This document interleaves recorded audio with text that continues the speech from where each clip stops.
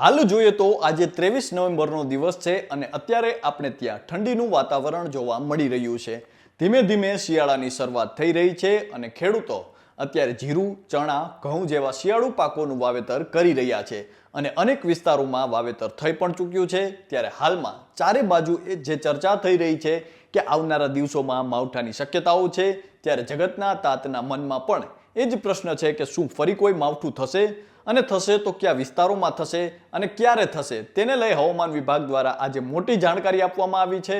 નમસ્કાર, આપની સાથે હું છું કૃપાલસિંહ જાડેજા અને હાલમાં જે ચર્ચાઓ છે કે આગામી દિવસોમાં રાજ્યમાં ફરી માવઠાની શક્યતાઓ છે કે કેમ, જેને લઈને હવામાન વિભાગે શું કહ્યું છે તે જાણીએ અને હવે આગામી નજીકના દિવસોમાં કેવું વાતાવરણ રહેશે તેને લઈને વિગતે વાત કરીએ. વાત ગુજરાતી પર. હાલ જોઈએ તો રાજ્યમાં હવે ધીમે ધીમે તાપમાનનો પારો સતત ગગડી રહ્યો છે. એક બાજુ આ વર્ષે અનિશ્ચિત ચોમાસા અને માવઠાના મારના કારણે ખેડૂતોને ખૂબ મોટું નુકસાન થયું છે.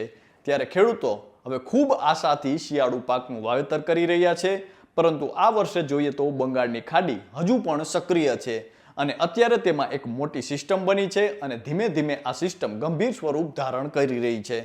ત્યારે આજે હવામાન વિભાગ દ્વારા દેશમાં આગામી દિવસોમાં આ સિસ્ટમની અસર ક્યાં અને કેટલી થશે તેને લઈ આગાહી આપવામાં આવી છે.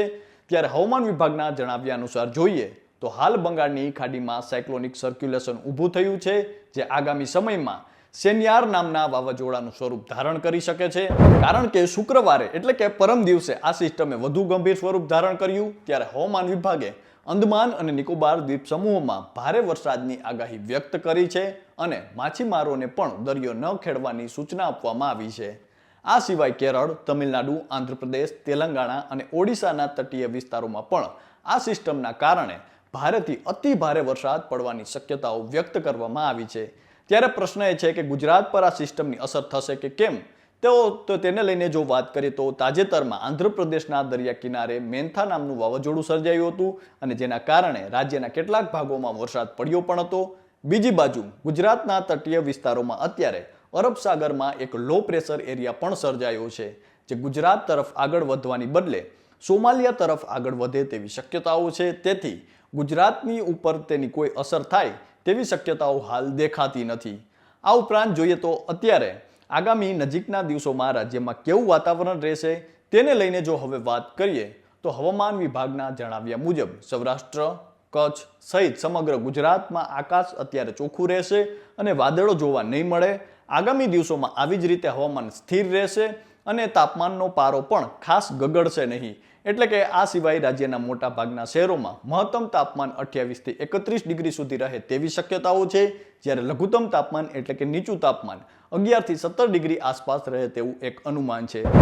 અને હાલમાં 11 ડિગ્રીના લઘુત્તમ તાપમાન સાથે કચ્છનું નલિયા ગુજરાતનો સૌથી ઠંડો વિસ્તાર છે. આમ આગામી દિવસોમાં વાતાવરણમાં કોઈ ખાસ ફેરફાર જોવા નહીં મળે તેવી શક્યતાઓ છે.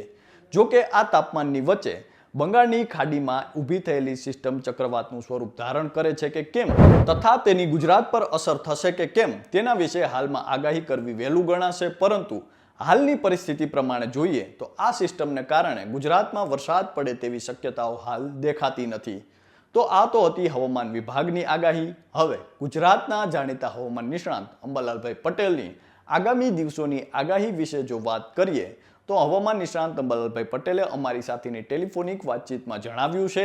હાલ જોઈએ તો આગામી 25 તારીખ આસપાસ રાજ્યના વાતાવરણમાં પલટો આવી શકે છે, જેમાં વાદળછાયું વાતાવરણ રહી શકે છે. જોકે એ દરમિયાન વરસાદની કોઈ શક્યતા દેખાતી નથી, પરંતુ 2 ડિસેમ્બરથી લઈને 6 ડિસેમ્બર દરમિયાન પશ્ચિમી વિક્ષોભ આવી શકે છે અને જો આ વાવાઝોડું વધારે મજબૂત હોય તો પૂર્વીય ગુજરાતમાં હળવો વરસાદ પણ થઈ શકે છે.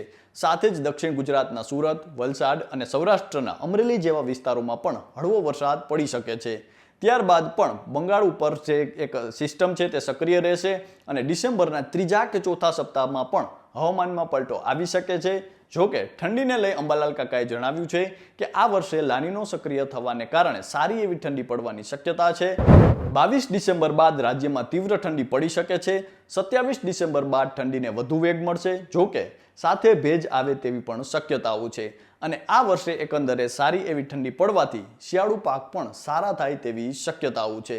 તો આ તો હતી ગુજરાતના જાણીતા હવામાન નિષ્ણાંત અમલભાઈ પટેલની આગાહી અને હવામાન વિભાગની આગાહી. અને તેમની આગાહી મુજબ જોઈએ તો હાલમાં રાજ્યમાં નજીકના જે સમયમાં છે કોઈ પણ પ્રકારના માવઠાની શક્યતાઓ નથી. જ્યાં અત્યારે ચારે બાજુ ચર્ચાઓ ચાલી રહી છે કે માવઠું આવશે કે કેમ, તો આપને જણાવી દઈએ કે તેમના જણાવ્યા અનુસાર હાલમાં કોઈ માવઠાની શક્યતાઓ નથી.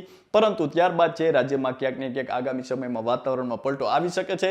પરંતુ રાજ્યમાં વરસાદ પડશે કે કેમ તે કહેવું અત્યારે થોડું વહેલું ગણાશે. તો અત્યારે બસ આટલું જ. ફરી મળતા રહીશું વાત ગુજરાતી પર.